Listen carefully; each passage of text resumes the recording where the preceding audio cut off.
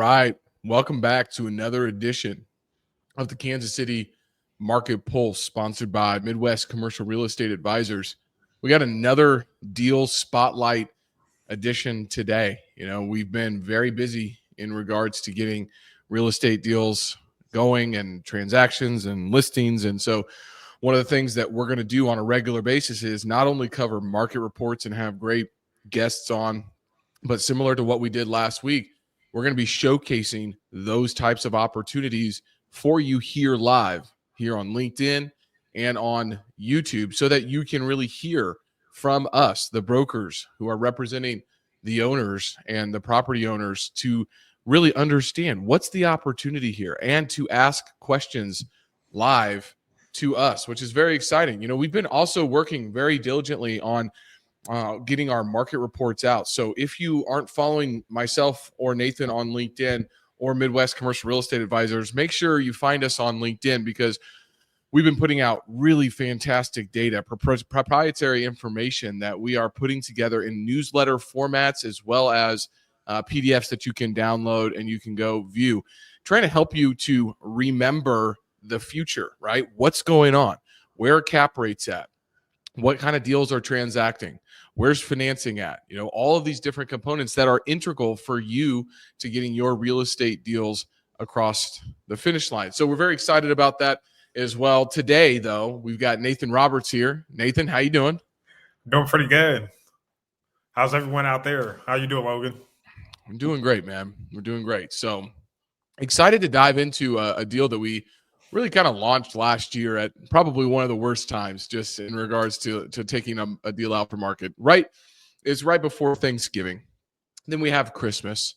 Everybody's talking about interest rates and what's going on, and we have an election going on. So I think the project, even though it has a lot of really interesting characteristics to it, sort of kind of fell to the wayside. So we've relaunched this project with a price drop as well. So it's north of an 8% cap rate on a single tenant industrial deal here in the Kansas City metro area. What we would like to do today is give you guys an idea and an overview of the project, and then we're going to open it up for any questions that you may have on the project as well. And thank you for everyone who got those questions over to us beforehand. I've got those listed out as well, and we'll make sure that we get through those as well. So Nathan, if you want to, we can go ahead and dive in if you want to get your screen shared.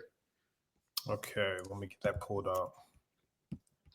Generally speaking, I'd say that industrial in the Kansas City metro area has been holding up very well. If you look at a bunch of different national market reports, you'll see that, yes, we have a lot of construction in the pipeline, getting constructed right now. But you have to really dive a little bit deeper into that information, because, about 60, 70, maybe even close to 80% of those real estate deals are tenant and tow developments, not spec developments, right? And so we don't have that much spec coming online. Additionally, where I think that Nathan and I are continuing to see an increased demand and not very much supply is small bay industrial and shorter and smaller size of unit sizes. I mean, we are working on 3, 4, maybe even 5 different kind of either contractor garages or flex space opportunities that we're excited to bring to the market here recently. But there's a big demand for that. Why? Well, there's a couple different things. I think that one of them being like, look,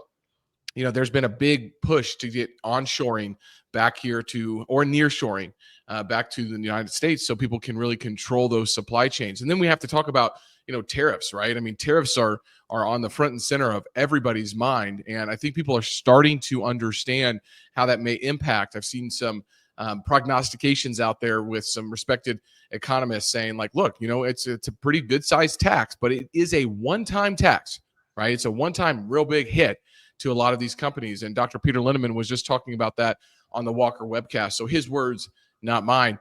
So companies are starting to really start to think about, like, hey, how are we going to manage our warehousing? How are we going to operate our businesses? What are we going to do for our manufacturing? And I think that's really important for folks to be thinking about, which continues to have impacts on the demand side.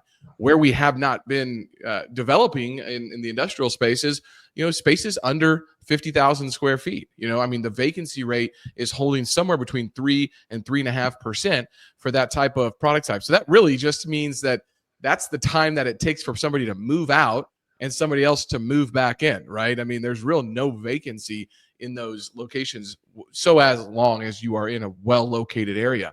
And so, Nathan, are you ready to share your screen? Yeah, I am sharing my screen now. Can you all see everything now at this point? I'm getting us added to the stage right now, my friend. So we should be good to go. And we are seeing something. We are definitely seeing something. Can you see this? The Broadmore Kennels OM?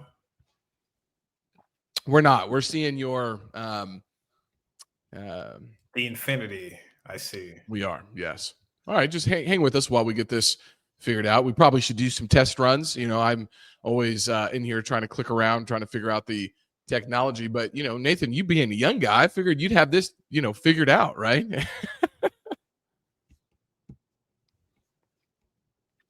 All right, I think that's the right screen now. Okay, perfect. Let me get this added to our stage here. Now we are seeing the offering memorandum. Perfect.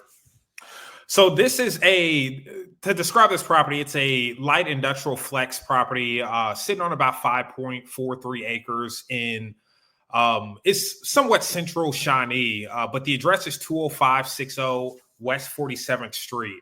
Broadmore Pet Retreat is the tenant that's occupying two of these buildings. So on the 5.4 or 5.37 acres, there are two different buildings. So this building is roughly about 3,000 square feet. And then we also have another one that sits on the edge of this parcel that is 5,000 square feet. But let me go to an aerial shot.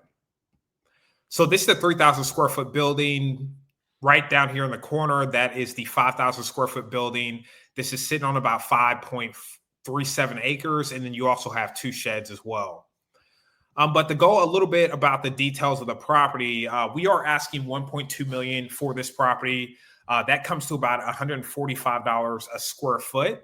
Right now, the tenant is in a 10-year lease they're currently in their second year of a 10-year lease with annual 2% rent bumps. This is a industrial gross lease, so the tenant is responsible for the base rent plus pretty much everything on the interior of the space. They're responsible for the asphalt and then also the property taxes. So as far as any sort of CapEx or capital expenditure items for the ownership perspective, really that would only come down to the roof, which is new. That got replaced in August of last year.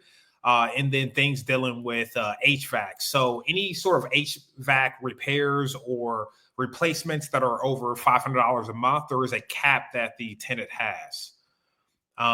So the two sheds. Hey, on the tenant, just talk a little bit about General Atlantic, because I know they have quite a few locations across the country, right? I think the strength of this business is something we need to spend some time on. Yeah. So General Atlantic, they own about 20 different locations for pet clinics. So they're a well-experienced operator. They've been doing this for years.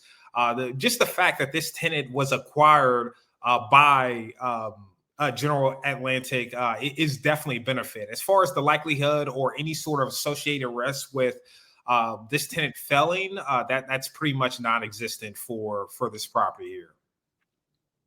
Okay, great.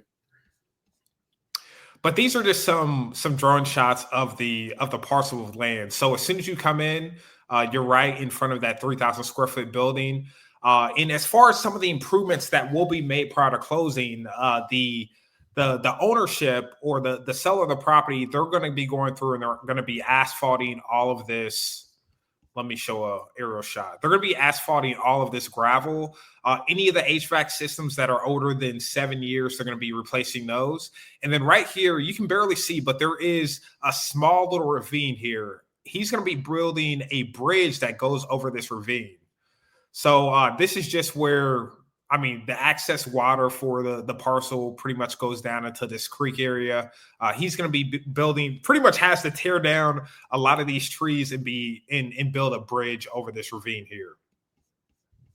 So as far as the value add play here, obviously with anyone that's coming in, majority of the investors out there are looking for value add. They're not necessarily looking for a core plus deal unless it is a very sizable transaction.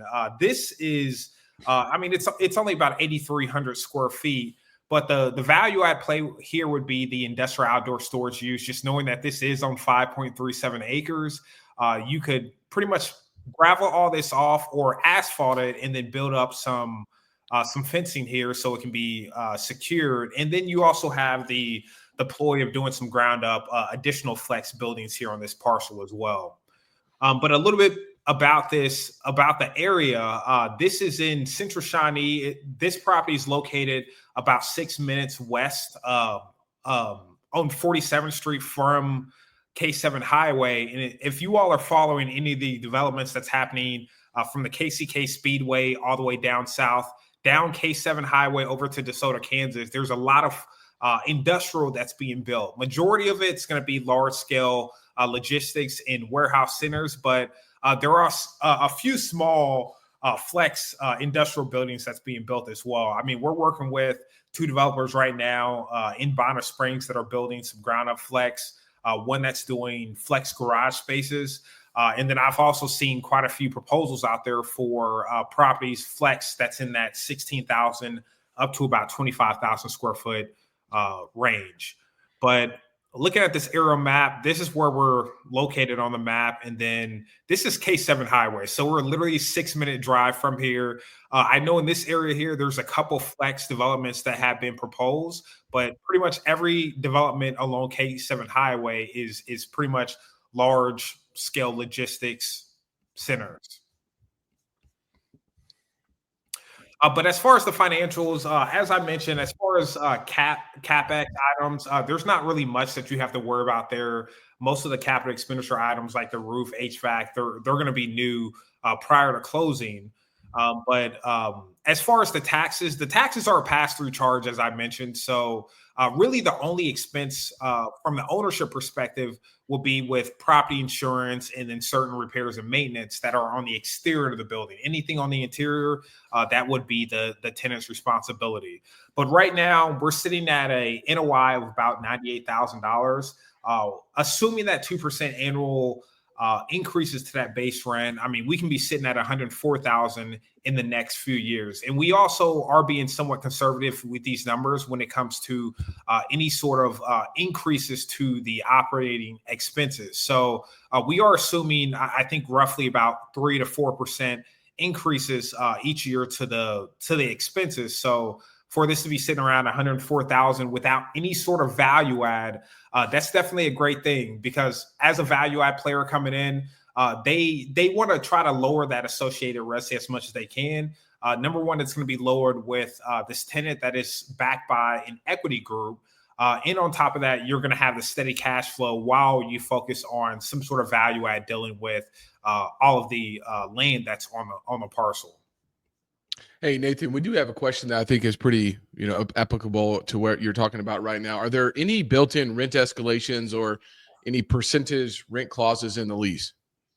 Yeah. So there's no percentage rent clauses. There are, we do have some rent increases that are baked into the base rent. So starting June 1st of every annual year up until the end of that lease term, there are 2% annual increases or bumps to that base rent.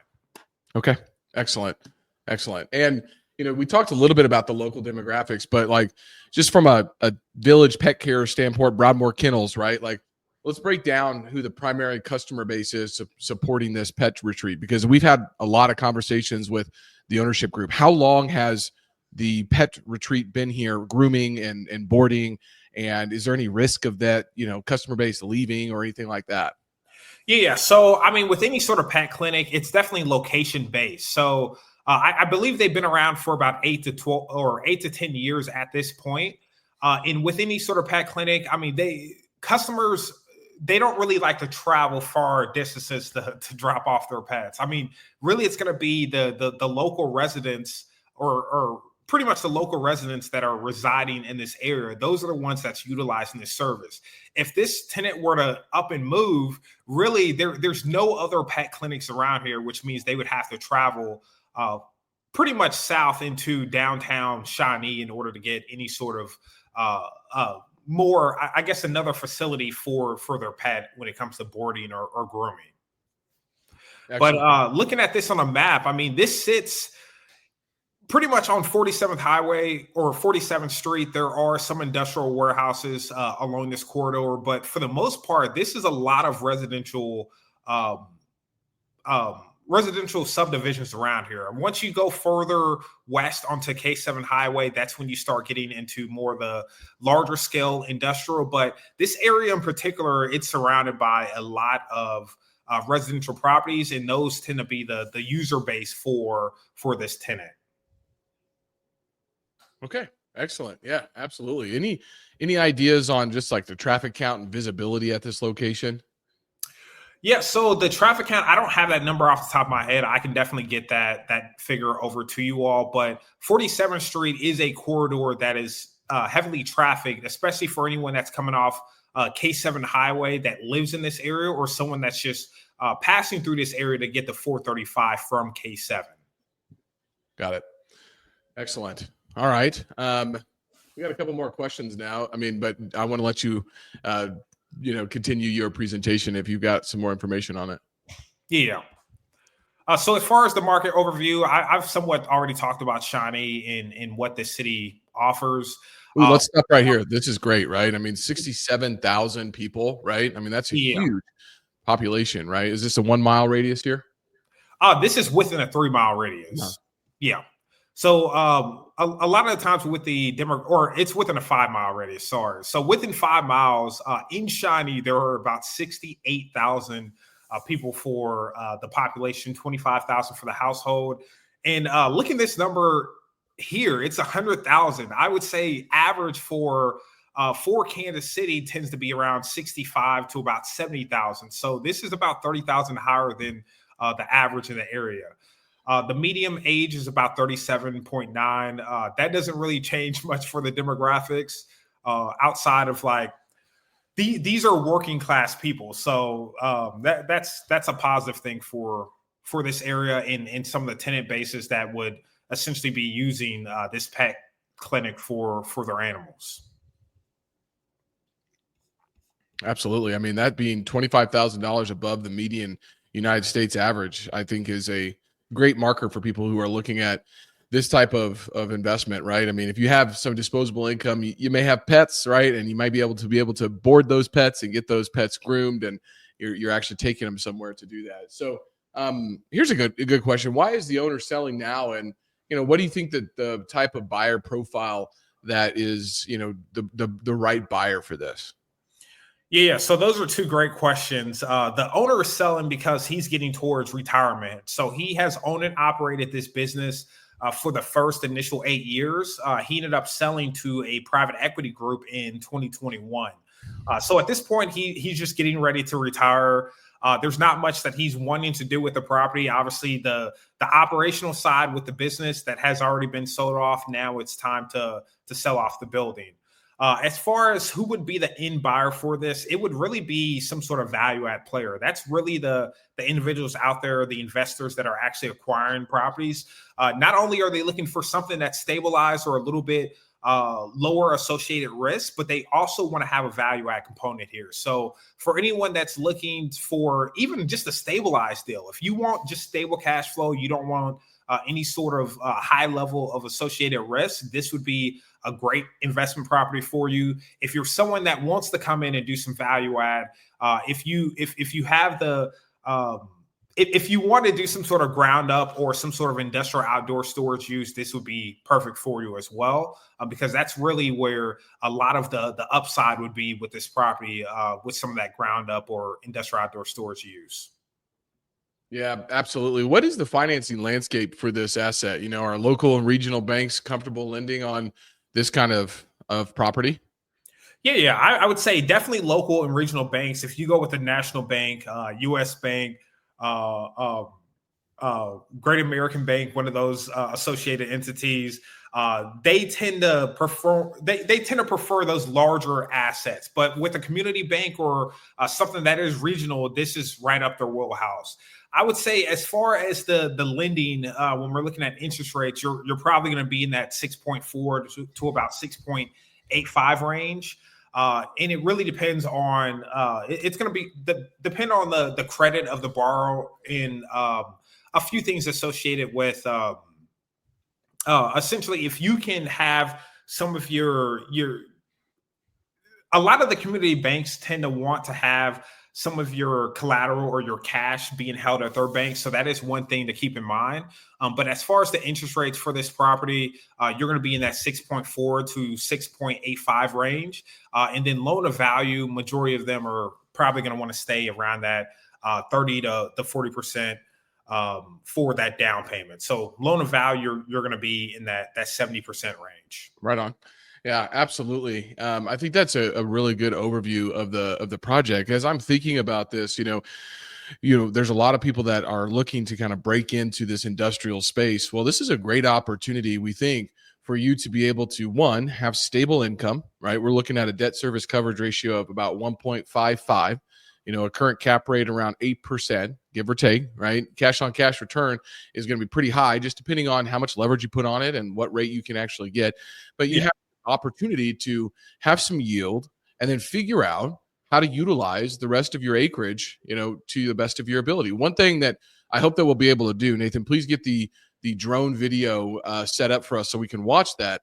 But on the back side of the second building, which we didn't spend, you saw a photo of it, there's actually a dog park back there, which is a very sticky amenity for this property because there's not any other properties around where you're going to have the ability to actually have a dog park. So when somebody drops their animal off, not only do you can get it groomed, you can get it boarded, they're going to have a dog park that is there and they can be outside and move their legs and get their exercise, which I think is great for the dogs. However, if you're looking at this from a development or value add potential, that is land that is available for you to figure out how to generate income on. One of the questions that came through, I think that we need to ask is, if the tenant were to ever leave, right? What do you think the re-tenanting prospects are? And could this space be easily converted to another type of use? I think that's a fantastic question. Thank you for sending that in. No, that is an excellent question. I would say as far as the ease of re-tenanting this property with the current use, that would be pretty easy just because there's very little competition for pet clinics in this area. As far as changing the use in having some sort of, let's just say, a gym or some sort of brick and mortar in this building here, that would be pretty easy too. Right now, it is pretty much shell space for the most part. As soon as you walk in, you have your office, and then the rest is pretty much open warehouse or open warehouse flex space. You could essentially build whatever you want. If you wanted to expand it out and have some sort of mostly office use, it would be great for a contractor because there's so much land out there for you to store your equipment. And then also on the interior, that can be office. It can be more consumer facing, like some sort of retail showroom. The great thing about Flex is it offers a wide variety of different use case scenarios for any tenant that would be interested in this property here. Absolutely. And if you want to talk more about the value add opportunities, Nathan and I can work with any buyer group that's interested in this property on actually getting that space ready for industrial outdoor storage. We can run the comps and let you know what you might be able to actually rent that space out. And very quickly, within the first couple months of acquisition, you might be able to be generating more income on this property. And we would be happy to work with you in regards to getting that leased up. Now, Nathan, I see that you've got your video set up here, which I think is fantastic. I did drop into the comments. If you want to learn more about the property, please head over to Crexy in this link that we have sent here. It's on Crexy. You'll find it on LoopNet. You can also reach out to Nathan or myself or anyone on the team for more information on the property. But I think that what we'd like to do now is just kind of showcase the drone video and a walkthrough of what Nathan did when he was on site. So go ahead, Nathan. Are you an investor looking for your next deal? Look no further than this property here at 20560 West 47th Street in Shawnee, Kansas. We're located near a few key developments like the Panasonic battery plant and the Mattel Adventure Park. The seller has went through to update the building with new roofs and HVACs. He's also planning to asphalt a new driveway and install a bridge over the ravine. The tenant is in their second year of a 10-year term while being financially backed by General Atlantic, who owns 25 plus locations. You'll also have a stable source of income with annual 2% rent bumps every July. Reach out to the number below on the screen for more information about this investment opportunity. Fantastic. That brought up a really good question. Nathan, when are those improvements going to be completed in regards to the asphalting of the driveway and the bridge being put in? Yeah, so those improvements will be made prior to closing. So once we do get the property under contract, that's when an ownership group is going to spend that money in order to asphalt that gravel, and then pretty much has to remove some of those trees over that ravine, and then they're going to put that bridge there. Okay. But just to recap, guys, I mean, there's the opportunity for stable yield here in an industrial asset class. You have the opportunity for industrial outdoor storage or additional buildings to be built on the site.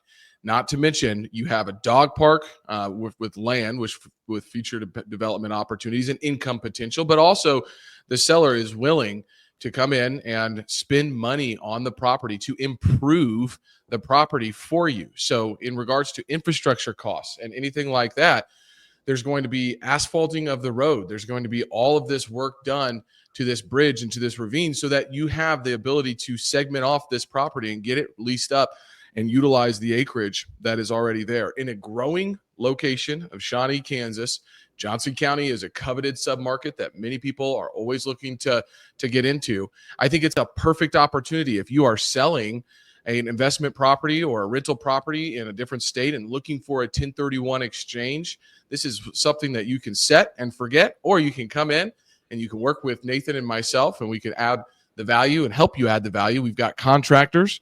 We can get it leased up. We can help you think through the best way to structure what that might look like, and even run some residual land value analysis in regards to if you should build any more buildings. Nathan, I think we've got through most of the questions. We try to keep our deal spotlights right around that 30-minute mark, which I failed on last week, but we are about to hit it this week. But what should somebody take away here, and what is maybe something that we haven't talked about?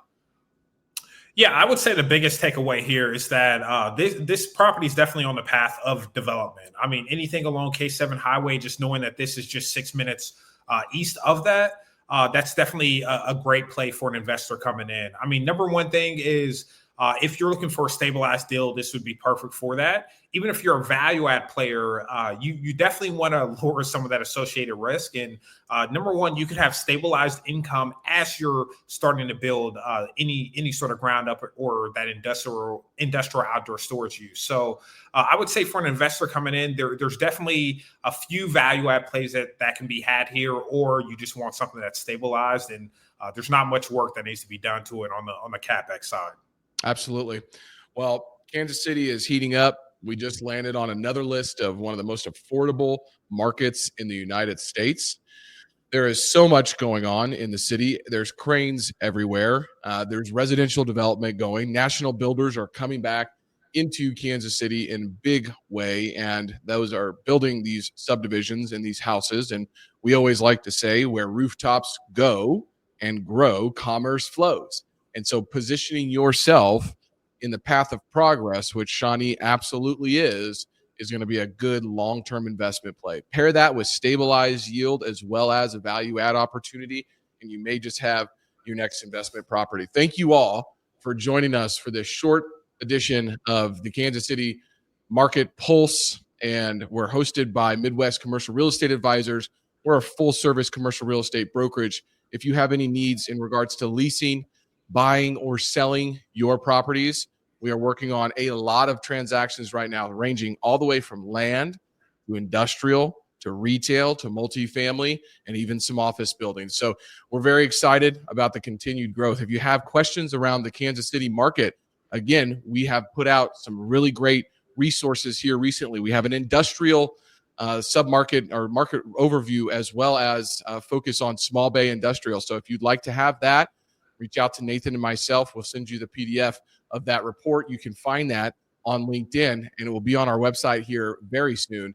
Additionally, if you're just interested in general commercial real estate trends, make sure to check out our newsletter and our market reports on that. And today we dropped the 5 main key takeaways that somebody needs to be watching if you're looking to make an investment into commercial real estate. And that was instigated and really inspired by Dr. Peter Lindemann's episode with Willie Walker and Dunlap, and that went live today as well. So our goal here with the Kansas City Commercial Real Estate Market Pulse is not only to bring you the most up-to-date insights of the Kansas City commercial real estate market, but also bringing you guests on as well as deal spotlights like this. And we want to be the centralized hub for you to get the best information that you need to be able to make informed investment decisions. I think we'll be back next week again with an edition of the Kansas City Commercial Real Estate Market Pulse, probably going through all of the Q1 transactions and trends that have happened in Kansas City, but also on a national level. And we likely will do an industrial asset class spotlight just in general here in the near future as well. Again, we have dropped in the link to the comments for this building. You can find this on Crexy. You can find this on LoopNet. You can find this on LinkedIn. You can find this by emailing or calling myself or Nathan Roberts. We'd love to work with you guys and gals and be able to help you find your next investment property or work with you on any of your commercial real estate needs. Nathan, thanks for being here, and thank you all for tuning in for another episode of Kansas City Commercial Real Estate Market Pulse. We'll see you soon.